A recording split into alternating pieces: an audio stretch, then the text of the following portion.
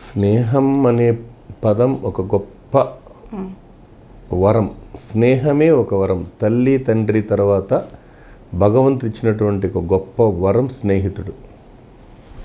దీనికి కులాలు లేవు, మతాలు లేవు, ప్రాంతాలు లేవు, వయసుతో సంబంధం లేదు, ఫ్రెండ్షిప్. అంటే స్నేహం గొప్పది కాబట్టి. అందుకే మామూలుగా అంటే కలల ప్రయాణం మెలకువ వరకే, అలల ప్రయాణం తీరం చేరే వరకే, ప్రేమ ప్రయాణం పెళ్లి వరకే, స్నేహం ప్రయాణం జీవితాంతం. సంతలోన వెలకట్టి కొనేసే సరుకు కాదురా స్నేహం, స్వచ్ఛమైన స్నేహం ముందు ఏ ఐశ్వర్యమైన దాసోహం. కాబట్టి గొప్ప స్నేహితులు కలిగి ఉండడం ఒక అదృష్టం.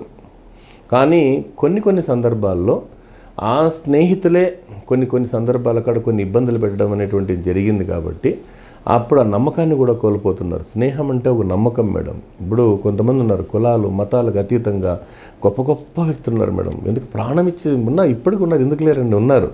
కాకపోతే ఇది సోషల్ మీడియా యుగం కాబట్టి ఎక్కడో ఒక చోట జరిగింది అనుకోండి, అది ప్రపంచమంతా విస్తరిస్తూ ఉంది. స్నేహాల మధ్య అహాలు ఎక్కువైపోయినాయి అంటున్నారు కదా సార్. అహాలు అది ఇగో ఉంది మేడం. అది అహాలు పెరిగినాయి కాదని నేను చెప్పలే. అందుకే చిన్నప్పటి నుంచి ప్రాథమిక స్థాయి నుంచి కూడా స్నేహితుల విలువని పెంచడం అనేది తెలియజేస్తే బాగుంటుంది. అంటే నేను ఒక్కడనే చెడిపోతే ఎట్లా సార్? నా పక్కన ఉన్నటువంటి స్నేహితుడు చెడిపోతేనే కదా నాకు సంతృప్తి. దానికి 3 రకాల మనుషులు ఉంటారంట మేడం. 3 రకాల మనుషులు సమాజంలో. ఒకటి ఏంటంటే, ఒక పెద్ద ఆయన చెప్పాడు నాకు, ఒక గిన్నె తీసుకొని, ఒక గిన్నె 3 గిన్నెలు తీసుకుంటారు మేడం. ఒక గిన్నెలోకి వాటర్ పోసి స్పాన్ చేస్తే ఏం చేస్తుంది? మొత్తం పీల్చేస్తుంది. ఇది 1వ రకం, నేనే బాగుండాలని.